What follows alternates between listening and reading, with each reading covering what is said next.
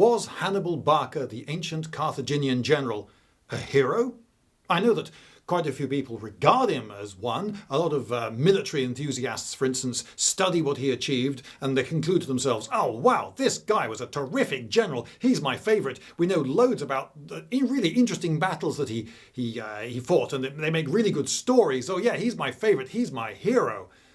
That doesn't mean that he was actually a proper hero in every sense of the term. Should we call him a hero now? There are plenty of people in southern Italy today who definitely do not think of Hannibal Barca as a hero. Indeed, if you're a small child and you don't eat your broccoli in southern Italy, your mother may well threaten you with the boogeyman down there, who to this day, over 2 millennia after his time, is still Hannibal. And when things are going really wrong, oh no, the school inspectors are on the way and Luigi has to spilled paint all over the classroom floor. Hannibal ad portas! Hannibal is at the gates! Is still the cry of, oh no, things are going really pear-shaped and there's a threat coming. So those southern Italians today presumably don't think of him as a hero, but they're taking sides, right? We shouldn't decide from our wonderful hindsight over thousands of years, looking on impartially at this man. We shouldn't decide whether he's a hero or not simply because of which side he happened to be on.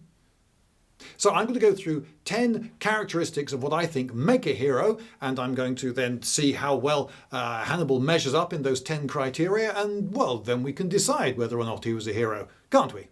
And the first of these is the hero's journey. Did Hannibal have a hero's journey? What is a hero's journey? Well, you may have heard of the Hero of a Thousand Faces. It's a book, supposedly one of the inspirations that George Lucas had for Star Wars. And it looks at many, many stories from all around the world and sees that there's actually a lot of similarity between them all. And a lot of them involve what's known as the hero's journey. Now, one of the standard things is rags to riches. So there is some tremendous thing that this hero has to do in order to prove to us that he's heroic. Some mountain to climb, say. Well, the bigger the mountain, right, the more impressive that is. And yeah, you're not going to say someone's a hero for having just walked over a small bump. No, you've got to climb a mountain. But wait, if you start already halfway up the mountain because you're born into such amazing privilege, well, you don't have so far to climb, do you? So, how does he do there? Does he pass the rags to riches test? No, he really doesn't. His father was Hamilcar Barca, a very rich, noble, established, successful military commander. He commanded the Carthaginian army on Sicily during the First Punic War and was never defeated. And he inflicted several defeats against the Romans, and depending on how much you want to praise him, you could spin it, say that, well, he went out, inflicted lots of defeats on the Romans, and then he hid out craftily in the hills where they couldn't get him. Aha! Or you could say that the Romans chased him up a load of mountains where he hid for the rest of the war and didn't do all that much harm. Yeah, well, it depends which way you want to spin it. But he was really cheesed off with the Carthaginians back in Carthage, who just didn't support him. And he was brought home to deal with a mercenary revolt. You've got to pay your mercenaries, everyone, which he then did. But then he went off to Spain and became rich. There were silver mines in Spain, and he took those over and formed a bit of an army and conquered, stroke pacified, quite a large amount of Spain. Now, I say he was rich. How rich? Ever so rich. Now, you may think of Richard Branson, Elon Musk, James Dyson, Bill Gates, people like that as amazingly wealthy, more wealthy than anyone has ever been before. And yes, in some ways, those men are more wealthy than people in the ancient world or indeed in any other period. But there are many ways of measuring wealth.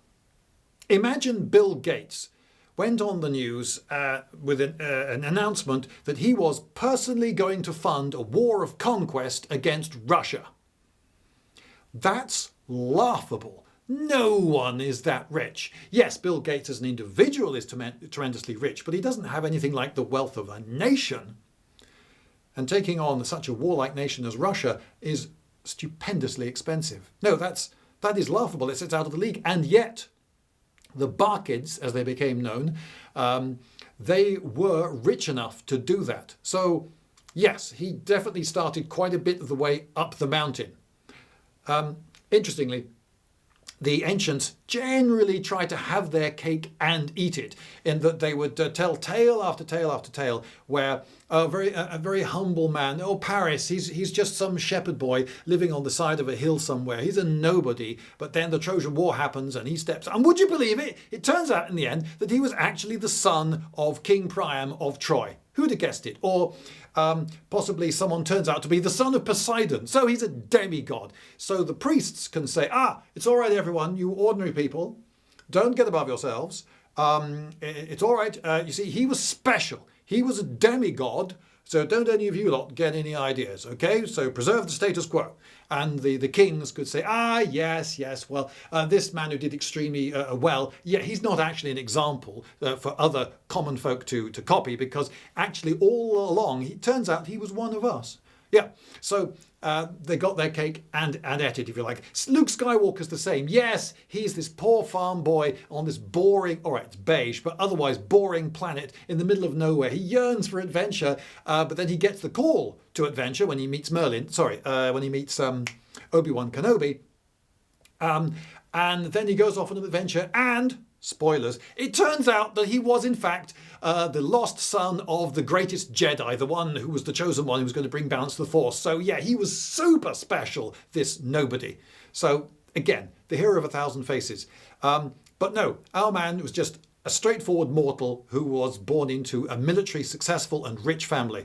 So he doesn't have that sort of hero's journey. But there are other parts of the hero's journey. There's the call to action. And then there's the changing of character. Did he have a good call to action? Well, legend tells us that yes, he did. Supposedly, when he was about 9 years old, his father made him swear a blood oath under really dramatic circumstances, a ritual in which he swore that, yes, his father would allow him to go on campaign with him in Spain, but only if he swore never to be a friend of the Romans. Thing is that Hamilcar, by the time this legend was doing the rounds, was already dead, so he couldn't confirm or deny that rumour. And the only other person there at the ritual, so the story goes, was Hannibal, the apparent beneficiary of this legend. So could he be relied upon to be an unbiased source? To me, that whole story has the whiff of legend about it. I just don't buy it. I strongly suspect that never happened and was a story that grew up about him later. But maybe you can decide to believe it. But either way, is that really a call to action? Just being told by your dad to hate some people forever? I never got the impression that he really hated the Romans in the way that oath would suggest, for reasons which I'll make clear later on. So no, he didn't really have a call to action. He just decided to have a war with the Romans, and of his own bat he employed a mercenary army and set off. We don't really have a proper call to adventure, and the man himself seems to have been pretty fully formed by the time he became commander of the army. He was, by all accounts, socially very impressive. He was a good speaker. He had a certain glint in his eye that won people over, and he was very able in the field as a commander, so people were happy to follow him. And so they went off to war, and he sort of remained that man for the rest of his life, it seems. He didn't particularly tolerate fools gladly. He didn't seem to have a huge amount of respect for people in high places who weren't soldiers. He was a soldier's soldier. He wanted to be a soldier when he was a little boy. He became a soldier, and then he carried on being a soldier and a soldier's soldier for pretty much the rest of his life. He was actually a contender for the most experienced commander of all time. He was on campaign from the age of 9 to the age of about 45. That's 36 years straight. And some of the men under him were with him that whole time. And so they were perhaps the most experienced soldiers of all time. They were really amazingly good troops, as they proved in battle time and time again. So, yeah, not much of a hero's journey, really. He seems to be the same man throughout. But okay, next thing. A hero, he achieves great things. So, did Hannibal achieve anything really great? Well, he fought the Second Punic War, became tremendously famous for fighting the Second Punic War. That's why I'm making this video. That's why we're having this conversation. That's why this video will, I hope, get a decent number of views. And he inflicted an awful lot of defeats on his enemies. So if you like, if you take that as achieving great things, then yes, he achieved great things. But he did actually, let's not forget, he did lose the war. Now, I could talk about some of the things he did later in life, a bit of town planning, a bit of, he was a governor of a city for a while. But we wouldn't be talking about him if it was just those things. You've got to look at the really big things he did, and he inflicted stupendous defeats on the Romans. In war, he achieved great things in terms of inflicting death, but did anything constructive come out of that death? Well, not constructive in the way that he would have wanted. He didn't get the peace that he wanted for Carthage. He didn't get security of Spain. Spain ended up being taken over by the Romans. He didn't keep the Spanish free either from the Romans or from his own lot. Did he achieve great things? Well, if you are impressed by statistics of death, then he's your guy. He never got defeated by the Romans until the Battle of Zama, the very last one. And he inflicted so many crushing defeats whilst at the same time, and this is very important, preserving the lives of his own men. Whenever the Romans seemed to be getting the upper hand, he attacked Nola, the city of Nola, 3 times, for instance, and never took it. But each time he was able to withdraw in good order, losing very few men. And the men under him recognized he's really good at keeping us alive, and so he was able to keep the war going. But the trouble with long wars is that they kill an awful lot of people. The best wars are very, very short because boom, one side wins and not that many people have to die for the conclusion to be reached. He killed a lot of people. Now, when I was growing up, the psychological scar to my country of the opening battle of the Somme was quite noticeable. It was talked about on television and radio and in history classes at school a lot. Everyone I knew about the opening battle of the Somme, which was, actually, you could say that the biggest military disaster for the British was the fall of Singapore, but actually not that many people died. In terms of death, it was the opening battle of the Somme. In that ghastly battle, the British lost about 60,000 men. 20,000 of them were killed. The actual figures appearing on your screen now. Now, nobody would have seen that, though. If you were actually at the Battle of the Somme, you wouldn't have seen 20,000 people killed, or even afterwards 20,000 dead bodies. There's no way you could have stand, even if you could stand, which you wouldn't want to stand because it would be really dangerous, but if you could just stand right in the middle of the battlefield in no man's land, bolt upright, and for some reason no one's shooting at you, you would not see very many dead bodies because those bodies were over a very, very wide area. They were in bunkers, in trenches, in shell holes and craters, and over the hill. It was fairly rolling countryside. There was no way you could stand and see a very, very large number of bodies. Well, nothing like 20,000 anyway. But at the end of the Battle of Cannae, which was Hannibal's greatest victory against the Romans, I think it's possible that a man on a horse with a bit of height, so he got a bit better view, might have seen the greatest number of dead bodies that anyone has ever witnessed. Because the Battle of Cannae, the Romans got surrounded and they were all killed on a flattish plain, all in one place, in a great big heap. Some of them, I imagine, probably were so tightly packed when they died they couldn't even fall over. He killed about 50 to 70, so let's split the difference and call it 60,000 Romans and took about another 20,000 prisoner. 60,000, that's 3 times as many as the Somme. The bloodiest day, it is often said in English history, is the Battle of Towton. The Battle of Towton was the bloodiest battle that took place on English soil, and something like 9 to 13 is the usual estimate, but let's call it 11,000 men died at the Battle of Towton. All of them English, of course, because it was a civil war. And that was, again, a tremendous psychological scar to the country. Whoa! All those men dead in one day. But Cannae was 60,000. So Cannae was 6 times worse than Towton and 3 times worse than the Somme. But that's if you look at it in absolute figures. Let's look at it now in relative figures. The Britons population during World War I was about 42 million. So those men who died in the opening battle of the Somme represented 0.04% of the total population. 0.04% doesn't sound so many now, does it? 20,000 is a much scarier figure than 0.04. At the Battle of Towton, far fewer men died, but the population was only 2 million back then, so that represented 1% of the population.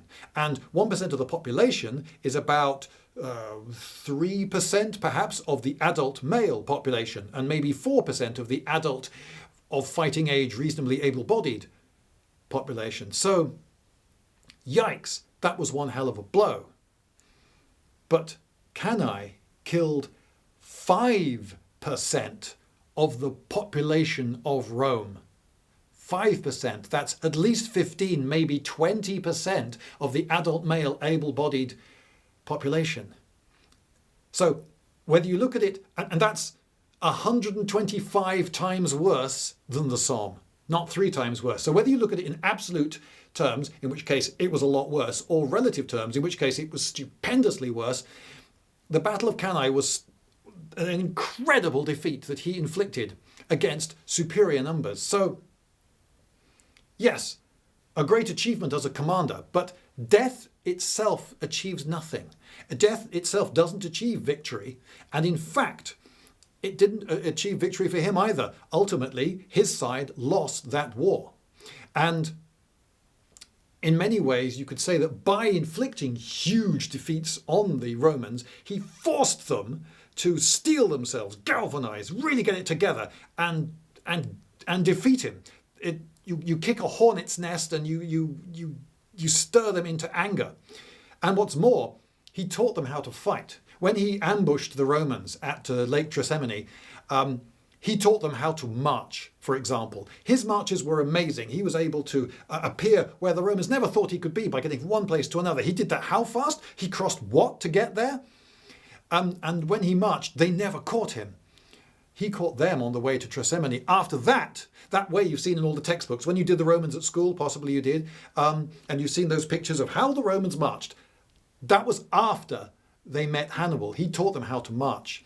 And when they won the Battle of Metaurus with an amazing march, most of the length of the country, they were copying him. What became the even more efficient Roman fighting machine came out of, to a large extent, this war, because he was so good, he made them greater. Did he achieve great things? Well, if you're someone who are a student of battles and you want to say, oh wow, he won against a war gamer, for instance, will say, well, yes, he did. He was outnumbered at this battle and he won. He was outnumbered at this battle. He sprung a really interesting ambush there and another one there. Oh, his ruses, his deceptions, he was very, very clever. But to what end?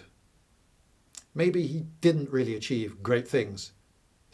Was he able? A hero should be very able, right? I mean, you don't have a heroic character who's just rubbish at everything. There's nothing heroic about that. You want to see the hero who may be flawed and interesting character in many ways, but you want him to see do something that's really impressive and wow, this guy's, yeah, is amazing. When you watch a biopic of a singer, even if it's a modern, it's an actor doing an impersonation of that singer, you want to be reminded of just how great a singer that was. Oh yeah, because then it sort of matters whether he succeeds or not. Oh yeah, he deserved to succeed because he really was a really good singer. I'd forgotten how good a singer. I must buy some of his records. So was he able? Fantastically able. Even he was so able that the Romans marveled at how able he was. He kept beating them. He kept moving armies from place to place with astonishing speed. How did he's across the Alps. How did he get across the Rhone? How did he get across the Pyrenees? How did he get through the Arnos marshes? How the hell did he get out that plain? But the cattle? Oh, that's just amazing. Anyway, sorry, that's too complicated a story to go into. So yes, he was very, very cunning, and perhaps the single thing which amazed the Romans most was how he was able to keep his army together. It was an army of mercenaries. These were not men loyal to any nation. They weren't fighting for their families. They were fighting for loot, which meant that he had to get lots of it and make sure that they were happy, keep them happy. Not only do you have to keep them happy by paying them all the time, but when they're not doing a lot, a very large number of bored the sort of men who become mercenaries types, that's really dangerous. Keeping them disciplined, really amazingly difficult, and yet he was able to do this. And they were from all around the Mediterranean. This was one of the most polyglot armies of all time. He spoke, we don't know quite how well he spoke, but he spoke a fair few languages. And he was obviously a first-rate diplomat because he was able to keep his forces loyal and happy, non-rebellious and together and working in a coordinated fashion. How did he do that? Well, actually, we don't know. The Romans themselves marveled. The Romans wanted to know just how is he doing this? Well, to some degree, I think we have to pin it on his sheer ability. Yes, he was the son of Hannibal Barca, who was a very good commander. So, okay, so there's the genetic, advantage of that, but there's also the nurture. Yeah, you've got a good model to copy, but he still had to have natural talent. The Lion's Brood, as they were known, were Hamilcar's sons. Hannibal was the eldest, and then there was Hasdrubal and Mago, and those all became successful commanders of large armies. There was another one, Hanno, who sometimes is thought of as the fourth brother. My suspicion, I can't prove this, is he was actually a nephew. Hannibal had several older sisters, some of them were quite a lot older, so if one of those had a son, he would have been of roughly brotherly age to Hannibal, so that's who I think Hanno was. So the Lion's Brood of the Barcids. Barca, by the way, means the Thunderer. So Hamilcar, the Carthaginians really didn't go in for surnames, but and whether he named himself Thunderer or had the name put upon him and he was just too polite not to let people use it, we don't know. But they did use this term because it's quite cool. The Thunderers and the Lion's Brood were all pretty good, but it's really noticeable that Hannibal was the best, and his brothers were all born of the same father and had a very similar, one would imagine, upbringing and tutoring, and yet it was Hannibal who really shone. So yes, he was almost certainly a very able man, and not just on the battlefield. So for instance, after the war was lost and he became the ruler for a short while of Carthage, one of the things that he had to do was pay off the war reparations that were put upon the defeated nation of Carthage. The Romans said, you're going to have to pay us 5,000 talents. That was a huge amount of money. And then later they put it up. No. Did we say 5? No, we didn't mean 5. 10,000 talents. And, which is more, you've only got 50 years. Yeah, you've only got 50 years to pay it off. And the Romans thought, that's going to cripple them, right? I mean, 10,000 talents, that's going to cripple them economically for a generation or two. They got 50 years and many installments of paying that off. Well, he ran the town so efficiently that in 191 BC, many years before the 50 years were up, he paid it off in one big lump sum. Turned out he was pretty able economically and at running a non-corrupt government in a city as well. He was very good at running things. It's really difficult not to call him able. He was a good horseman. He seems quite tough. He was very definitely a soldier's soldier, though, which I'll get to a bit later. Okay, next. Was he the underdog? Because all heroes, like Luke Skywalker as he starts off, they've got to be the underdog at first. They've got to go up against forces far greater than themselves and make the audience to the story go, oh no, you'll never defeat that Lord. Wow, how on earth will you save even yourself, let alone all the other people that we're hoping that you save? Come on, hero. You've got to be the underdog, right? If you, as a hero, defeat people who are all quite clearly weaker than yourself, people aren't going to say, yeah, what a hero. They're going to just say, yeah, okay, you've beaten up someone else who wasn't really your own size. So, was he the underdog? Yes and no. This one is tricky because he was the underdog in that he was taking on the might of Rome, just himself and the mercenaries he was able to pay. And he was almost always outnumbered, time and time again. He was badly outnumbered at Cannae, which was the victory stunning victory that I described to you earlier. So that makes him the underdog, right? He was behind enemy lines in Italy for 15 years. That's right, he was on campaign behind enemy lines for 15 years. Has anyone else ever done that? Can you imagine being on campaign behind enemy lines? You have to forage, you have to get food to feed an army, you have to keep them all happy because they're from all around the world, and you have to keep it going for 15 years. You're really up against it, right? There are so many things that the opposition can do, and the Romans were getting really quite competent and powerful at sea. Meanwhile, he was getting very little support from Carthage. So, yeah, there you go. He's the underdog. It's simple. Well, there you go. I said it was a yes and no, but no, it's quite simple. Except, no, it's not simple, because how can you call him the underdog when he consistently annihilated the people he was up against? Every time he fought a major action against the Romans, he beat them. And whenever things went against him, he was able to retire in good order. They never beat him. In 15 years, okay, yeah, he lost the Battle of Zama at the end, but in 15 years, his own campaign, the campaign he chose to fight, he never lost. And when he won crushingly. Can you imagine how annoyed the Romans would be if we kept referring to him as the underdog? And the Romans would, do you mind? How can you call him the underdog when he keeps annihilating us? So, yeah. That one, you can spin that either way. He's either definitely the underdog or he's quite clearly not the underdog. Okay, the next thing a hero is honourable. Was Hannibal Barca honourable? Well, Hannibal, or at least someone called Hannibal, there is a possible confusion with a different Hannibal. Polybius suggests this, but most Roman historians talk about Hannibal, meaning clearly Hannibal Barca, and they refer to him as cruel. And yet, they never really describe anything he did that was cruel. They say he's cruel, to remind us that he was very cruel. Cruel in what way? What did he do? Was he slaughtering the civilians of every town that he took? Nope. Was he torturing people left, right and centre? Not as far as we know. We're not told that. There's no reason to believe that. Was he cruel to the people under him? Did he use the whip to get his men to fight for him?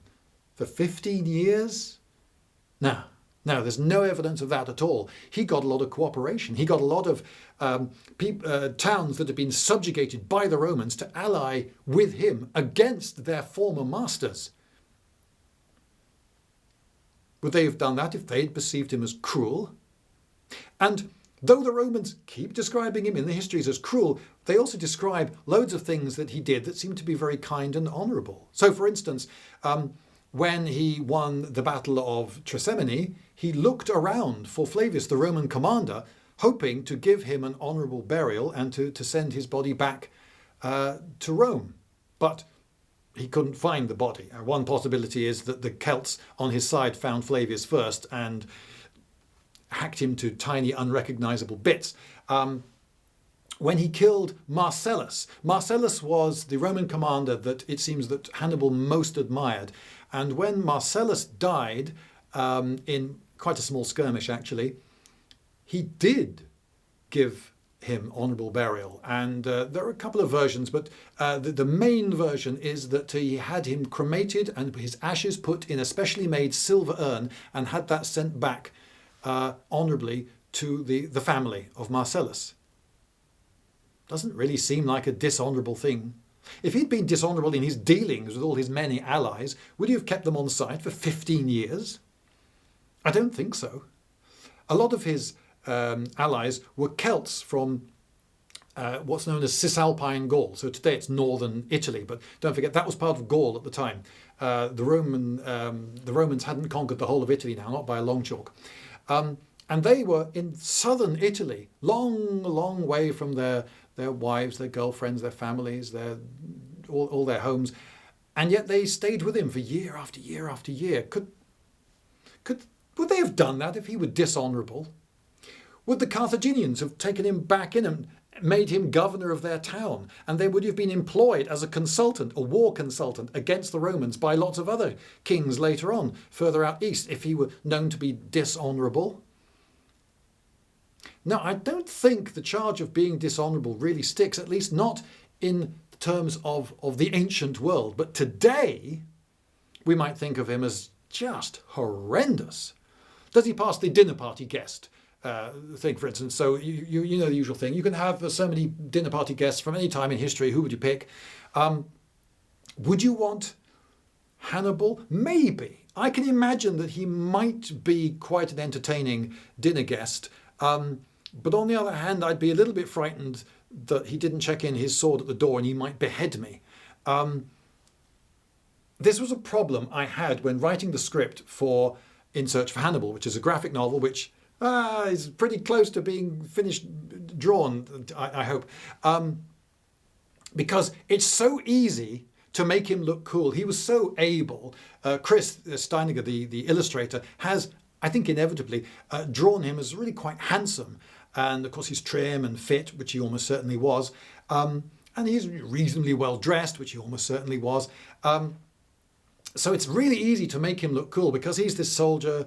He's living amongst men. He's leading them very effectively to victory after victory. So he just takes on this aura of cool.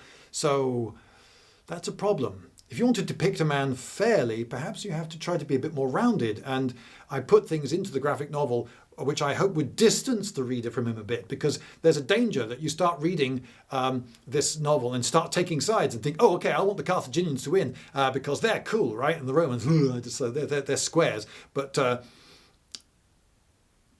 I don't want you to think, oh, he's one of us. Or if he were alive today, we'd all think he's great and want to be his friend. This was a man, I think, who was very comfortable with killing. James Bond is very comfortable with killing. But would you want James Bond as a guest at your party? Don't you think he'd be some brooding loner who would just drink half your alcohol in the corner of the room whilst eyeing the rest of your guests with open contempt for how pathetic and pointless their lives are before, oh, thank goodness, being called out to some mission somewhere and having to leave early in his suspiciously fast car? Yeah, you're glad that James Bond is on your side because he keeps saving the world and everything, and that Blofeld is an absolute rotter. But would you really want James Bond as a dinner guest? Would you really want Hannibal Barker as a dinner guest? I'm not so sure. But with the culture of the ancient world, I think he does actually pass the honourable test. I cannot point to anything and say, oh, that was a terrible thing. Yes, of course, his actions led to an awful lot of death, and he was very comfortable with that. Yes, he will do this action, it will further the cause of the war, and we'll probably just lose, oh yeah, the people in those 30 farms there, they're probably all going to die, but what the hell. He was happy to carry out scorched earth tactics, for instance, devastating the countryside in order to lure the Romans out to battle. So that meant that people's farmsteads were being burned. And they lost their livelihoods, and presumably some of them died trying to defend those farms. Others may have been killed for not trying to defend those farms, and others would have died perhaps because of the poverty created by the destruction of those farms. And he was certainly happy with that. So he was ruthless, but sort of honourably ruthless. Honourable, but not in the modern way. Sponsor time now, and my sponsor is Shortform. Thank you very much. It's an online service which provides you with summaries of all sorts of books that you perhaps ought to have read, or perhaps you have read but have largely forgotten and need reminding of. Well, a summary is a very useful thing. Maybe you read a really dense, brilliant book and you were just absorbed by it, but you didn't take notes. Well, the summary of it that they could provide you would serve rather well as notes for a book, don't you think? Well, can't you see I'm up a ladder with my hands full? No problem. All the summaries are available as audio files, so you can listen as you work. Well, in that case, my objections melt away. So many books! So little time! But I'm in a cave. I've got no internet reception. All the summaries can be downloaded as PDF files, and you can work on them offline. Oh, wow. In that case, let's go. Ooh! You can select from a few typefaces. Some are sans serif, I'm afraid, but Merriweather is quite acceptable. Oh. And there is a dark setting for those who have turned to the Sith. They do all the genres, you know. Well, a great many of them anyway. Not much fiction, that's true, but science, politics, business, finance, psychology, self-improvement, history, all those sort of things are pretty well covered. And I noticed in amongst the many good titles, there was Evolution and Healing, although they had it under its American title, Why We Get Sick. Understandable. In Britain, sick means something really rather different. Anyway, it's a great book by Randolph Nessa, which introduced a new concept. I hope your doctor has read it. And it was good to remind myself of the core concepts, as I could quite easily, because you get for each book a one-page summary of the whole thing, written by an actual human who understands the topic. And then you can click on the chapters that you perhaps had forgotten about and to see summaries of those too. Well, they can't say I haven't read the book. I have read the book. I'm cover to cover. Look, you're Twice. going to have to sort this out. The deadline's coming up very soon. You know how annoyed Brian is being with you. All right, is it? Sort it out. I didn't understand it. Okay, not really. Well, why don't you get a summary written by someone who does understand it and read that? Well, where would I find that? That's all he meant. Right. So you could get yourself along to shortform.com/Lindybeige, and there you would find details of a free trial offer and, should you decide to go ahead, a 20% discount. Can't say fairer. Thanks, Shortform. Okay, a hero is selfless. I'm never impressed when I see a film about a character who wants to win a big competition, and that's what drives him, and then he wins the big competition. Well, whoop-de-doo. So there's a guy who wants to throw the javelin in the Olympics. So he throws a pointed stick ever so far, slightly further than some other guy. Hooray. Why should I care? He's doing that for himself. He's trying to aggrandize himself. My life isn't improved by the fact that someone that I've never met threw a stick slightly further than someone else that I've never met. So what's it to me? Was he selfless? I'm going to go with yes, because an awful lot of people got very, very rich. He was very, very rich. I said how rich he was. He was able to pay this enormous army, and yet there is no evidence of his using any of this wealth for luxuries for himself. We're never told that he dressed in gold armour. We're never told that he lived in a palace. We're told, in fact, that he on campaign would sleep between the sentries and the bulk of his men in between, just on the ground, wrapped in a cloak. So, he was there out being a soldier, and I think loving being a soldier. But there's the thing. If he absolutely loved just being a soldier, then perhaps that's being selfish, because he then has a vested interest in keeping this war going and going and going, so he gets to do more soldiering. Oh, I get to lead another army. Oh, I get to fight another battle. Brilliant. Perhaps he loved war so much that we can't say that he was selfless, and yet he didn't do it to aggrandize himself. Alexander the Great, when he went campaigning left, right and centre, the number of cities that he founded, and he called them all Alexandria. And you could say, well, not very imaginative. No, I think he probably had the imagination to call them something else, but I think he just had too much ego to call them anything else. So there are so many Alexandrias, and there were even more in the ancient world. But are there Hannibalopolises all around the Mediterranean? No, he wasn't into that. He didn't seem to be into having luxury for himself, self-aggrandizement at all. When he became governor of Carthage after the war, he carried out a lot of democratic reforms, insisting that leaders be elected with quite short terms. Well, if he were out to aggrandize himself, wouldn't he want to become dictator or something? And he rooted out corruption. He didn't think, oh, brilliant, now I get to be corrupt, so I get loads of money for myself. No, he rooted out corruption, which is one of the ways that he was able to pay off the war debt so quickly. There is no evidence at all that he aggrandized himself, that he was doing any of this for himself in terms of luxury. But, on the other hand, as I say, I think it did matter to him that people thought of him as a great commander and that he got to do a lot of war. So you could say selfless, you could say selfish, but one way in which you can be selfless is to do your duty, right, on behalf of others. So there's the next characteristic of a hero. He does his duty. He steps up. Now, I talked about the cold-blooded murderer who is James Bond. One of the first hits in the books, this is, that James Bond does, is he sneaks into someone's bedroom while they're asleep and stabs them to death in their bed. There is not 1 ounce of glamour in that. And he himself acknowledges that. There's nothing glamorous about being in the 00. And it's not even difficult. Stabbing someone who starts off the fight asleep, and then once the fight really gets going, he's already been stabbed at least once or twice. That's not actually difficult. But there are very few people who can do it because there are very few people who are prepared to do it.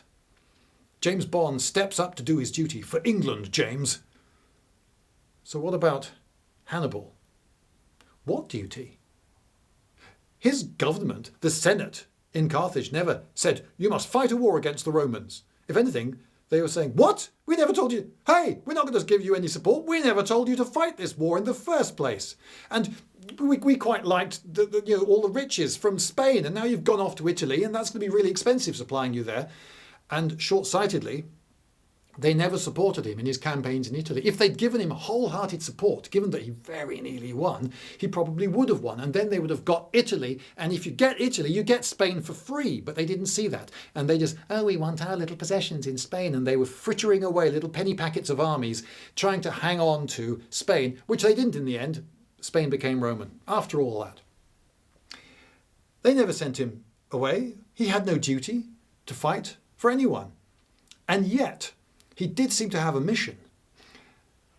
His strategy, so far as we know, but of course we don't have his version of events to confirm this, was to split all the subjugated nations like the Samnites and the Lycians and so forth from Rome, and then form an alliance against Rome. We don't actually know that he ever meant to destroy Rome, but if he took all of Rome's allies away from her, Rome would be just this tiny little city. It would not be a huge power in the Mediterranean anymore. So that perhaps would have been job done. Now, I don't know this, it's just a speculation on my part, but I imagine that he was going to plant a colony, a Carthaginian colony or two, in Italy to stabilise the situation, which is perfectly feasible. There were loads of colonies from all around, but there were so many Greek colonies that the coast of southern Italy was just dotted all around with Greek colonies. So it was perfectly feasible for that to happen. And then they could have traded with Rome. And after a while, Rome perhaps would have thought, well, let's not take on the Carthaginians. Not only are they really mighty and have got loads of friends right next to us, but we're making loads of money trading with them. Let's just do that.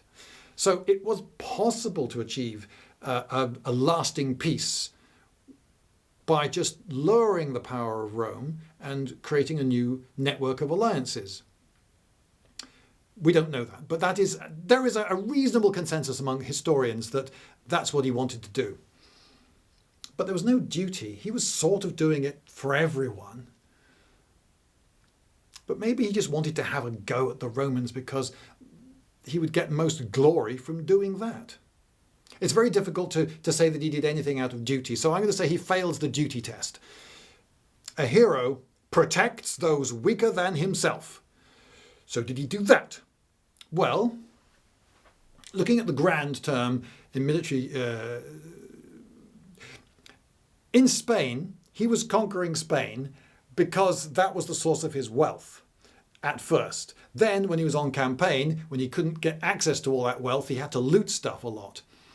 I don't think a lot of the people in Spain felt that he was protecting them exactly. He was getting them to do what he wanted to do. And the various Spanish tribes kept changing sides so many times during the war. I don't get the impression that there was really a tremendous amount of loyalty in Spain to him, certainly not to him personally.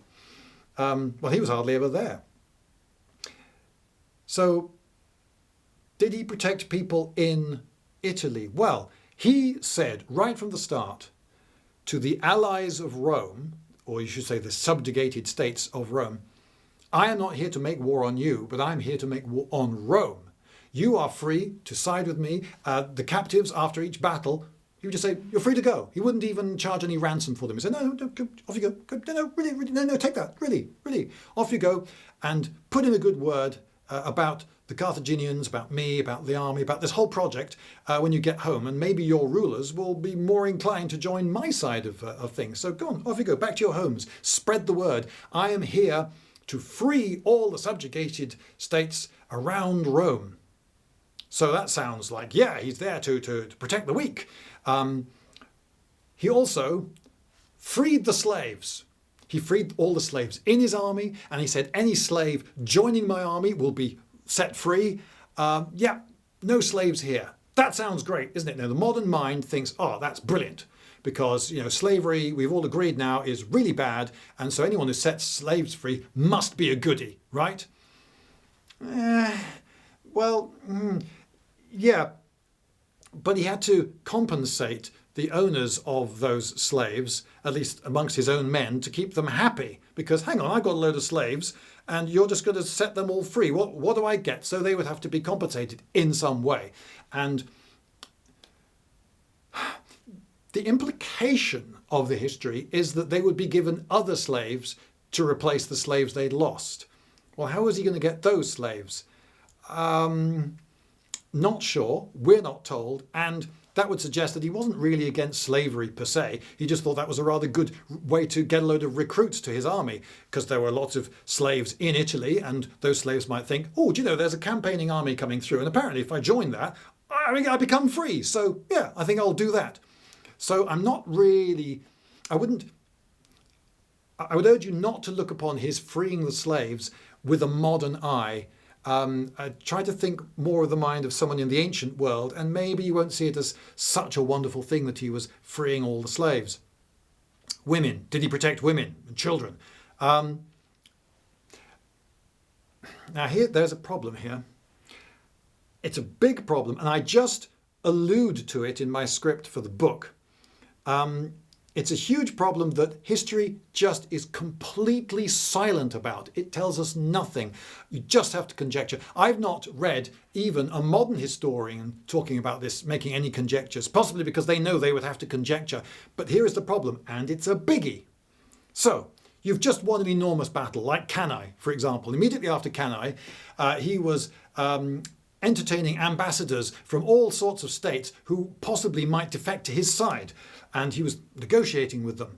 And he would then, of course, want to go to where they were for some while. Maybe he was looking for winter quarters, of course. He would want to winter in some fortified place with a good supply of food and so forth. So yeah, he needs allies. Yes, it's summer now, but I'm going to have to winter. So he needs to secure lots of alliances, which he did. Now, you've got tens of thousands, maybe 40,000 men with you. And they are the sort of men who become mercenaries. They've been on campaign for years and years. They've been a very long way away from their wives and girlfriends. They probably haven't seen a woman in a very long time. And they've just fought a battle in which they nearly died. And oh boy, how does that make you feel? And you then descend on some town with 40,000 of these people. And what do? Do you just say, oh, by the way, everyone, don't touch the local women, because that's really not going to be great for our trying to form an alliance. If there's one thing that really annoys people who are considering allying with you, it's learning that a couple of tens of thousands of bad things have happened to the local ladies. So could you leave them alone? How did he solve this problem? I mean, I said that he was able to keep discipline, but could you guarantee that a load of Celts, for instance, who absolutely hate the Romans and have a lot of difficulty in telling the difference between a Roman and some of these other southern Italian types, they all look the same to me and they all speak a funny language.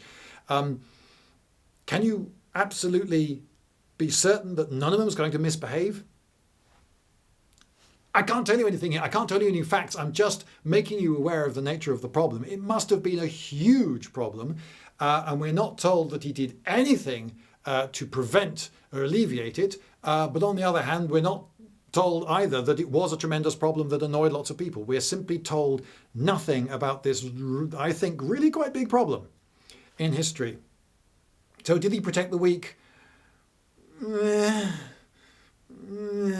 That's roughly how I conclude on that one. Okay, now another thing that makes a hero is having a really good villain.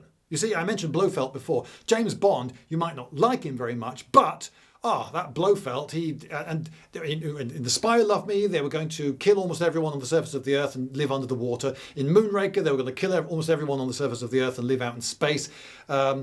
Several times, various spectres and what have you were trying to start a nuclear war. These people really needed stopping. Don't know if you've seen the film Leon. Now, I think Leon is a rather morally dubious film. It's very well made, and it was a big hit, and I can see why people like it. It stars Natalie Portman when she was pretty young. I think she was maybe 11 when they made it. Anyway, Leon, the main protagonist, he's a contract killer. He's a hired hitman. And yet, we're supposed to be on his side? Why on earth would you be on the side of Leon? Well, he's going up against Gary Oldman's villain, and this villain is so villainous. My goodness, he's just wildly over-the-top pantomime villain.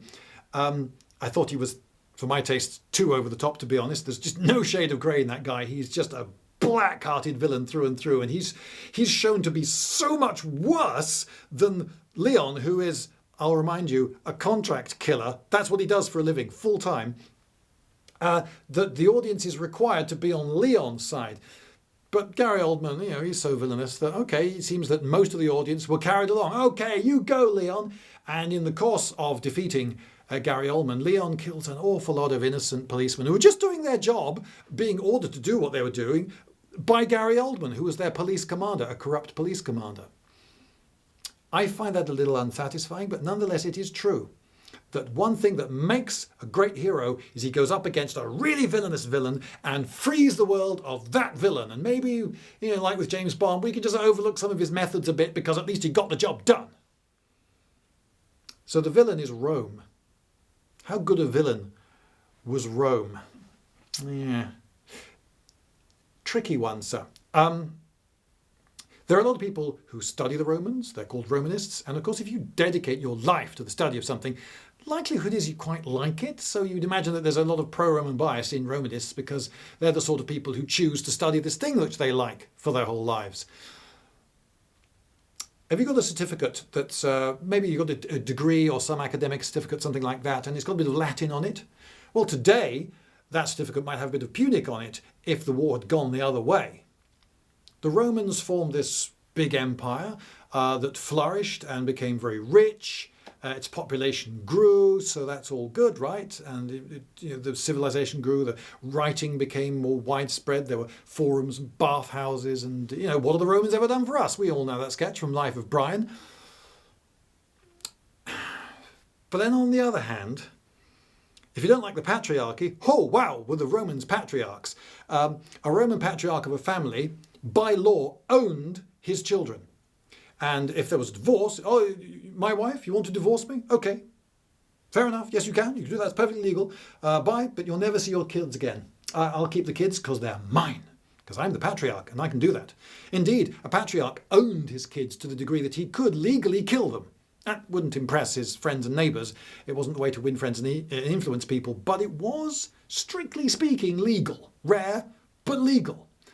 The Romans were ferociously harsh. After the Punic Wars, they were horrendously harsh on the people who had swapped sides during the war. They, time and time again throughout history, went in for mass crucifixions. That Jewish guy who got crucified in, when was it, 33 AD or somewhere around there, that wasn't a one-off. Time and time again, they would line the Appian Way, the main route to Rome, with crucifixes all the way along it. Thousands of people at a time. After the Spartacan revolt, after many of the slave revolts, after lots of wars that they won, loads and loads of crucified people to discourage the others. And they were really into slavery. When Caesar conquered Gaul, he enslaved something like, or killed or enslaved something like 1 million people, about a third of the population. So they're really into slaving. And they're pretty warlike and into killing. And yeah, are the Romans, maybe the Romans were the baddies. You have to be the judge. Let's go on to the next thing. Surely, in the great balance of weighing someone, we have to look at the good they do and the bad they do. And if the good outweighs the bad, well then, yeah, that's good. That's one way of judging someone. It would be ridiculous to judge someone who did so much over so many years in such a huge war that spanned all around the Mediterranean. Of course, decisions he made caused lots of people to die and suffering. And of course, some of that suffering would have been unnecessary. And of course, some of the times it would have been a mistake rather than deliberate. He was, as I say, I get the impression, very comfortable with collateral damage. Yes, we'll do that, not in order to cause that collateral damage, but if there's some collateral damage, yeah, you can't make an omelette sort of attitude. So did he do more good than bad? He fought a very long war that ground on and on and on. He fought for 15 years. The whole war lasted about 18 years. And he was able to keep it going for so long. If he'd crossed the Alps and then lost the first battle, that would have been it. It would have been over. If he'd ever suffered a serious defeat, he would have lost the war. He had to win victory after victory after victory. He was so uniquely able, he was able to keep the war going for so long that a huge number of people died. And for what? Because Carthage lost the war. And you could say that the Second Punic War led to the Third Punic War, which led to the complete destruction of Carthage and the killing or enslaving of its entire population. So long term, he actually, you could say, perhaps hastened the doom of his entire civilization. And by so doing, immediately set loose the power of Rome. Indeed, until the Punic Wars, the Romans were a land power, just looking at their immediate neighbours. What could we do to get our immediate neighbours, those people just the other side of the hill, and get them to pay tribute to us and contribute men to our wars? Then, after the First Punic War, they became for the first time a naval power. And then after the Second Punic War, they thought, we just invaded Africa and won against a really big army. And we've got allies now in Africa with the Numidians. And the biggest rival city, Carthage, is now out of the way. We could widen the scope of our ambitions quite considerably. Maybe we should be the Mediterranean superpower. Perhaps if Hannibal hadn't fought the Second Punic War, perhaps the Roman Empire would never have really got going. He made them militarily more able and put into their heads perhaps the idea that, we can do this, we can take the whole Mediterranean. But is that a good thing or a bad thing? Again, you come back to how do you judge the Romans? But when you try to weigh the good and the bad, you have to think, well, what was the alternative? I get a little bit annoyed with people who don't think of this. So, for instance, they'll say, oh, the British rule in India was really bad because this and these things happened which were bad. And, well, yes, but if you have an area that big ruled by that many people for that long, of course things are going to go wrong. But what was the alternative? Do you think if the British hadn't been there and done those things, that everything would have been great? We know, for instance, that the Russians at one point were poised to conquer India. And it seems that the reason they didn't conquer India is because it was defended by the British, and their estimate of how strong the British in India were was wildly too great. And in fact, if they had invaded, they probably could have conquered India. So, would India have been better off being conquered by the Russians? I really don't think so. These are Tsarist Russians. Don't forget, Tsarist Russians. You do not want to be ruled by Tsarist Russians. And if no Europeans had gone to India, then the Mughals and all those other people in India would have carried on fighting each other, war after war after war. So, yes, of course, bad things happen, but what's the alternative? Do you know? Because you then don't know, do you? Because once you remove one part of the equation, you don't know what goes in to fill the vacuum. So, if the Second Punic War hadn't been fought, if Hannibal hadn't existed, what would have happened? I think it's reasonably likely that another war against Rome would have happened and someone else would have been in command. And perhaps, given how able Hannibal was and he didn't pull it off, maybe that would have gone even worse for the Carthaginians. Maybe more people would have died. Did he really achieve anything that is good? Long term, I've already argued that he achieved good things for the Romans, But what about the world? Yes, we get some great stories out of it. But again, what's the alternative? If his amazing stories hadn't happened, some other amazing stories would probably have happened. So I don't think we can judge him that way. The Romans went on to become a much more of a slave, because of this war, became a much more of a slave economy. There are many small farmers who were driven out of business by this war.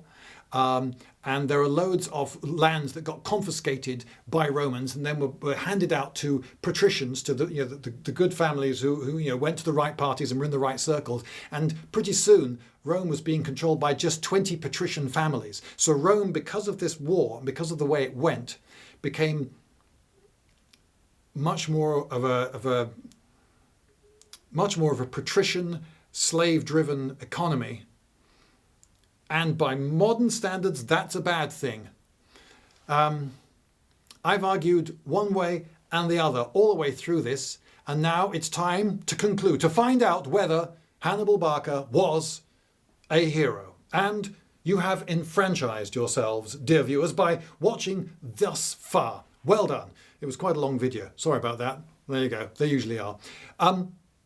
And the way to do this is you go into the comment section of this video, and it won't be the top comment, it'll be probably second or third. Find a comment from me, Lindybeige, that starts with, in capital letters, vote here, and you will find there some instructions for voting on whether you think he was a hero or not a hero. And please do follow them, because I'm really curious to find out.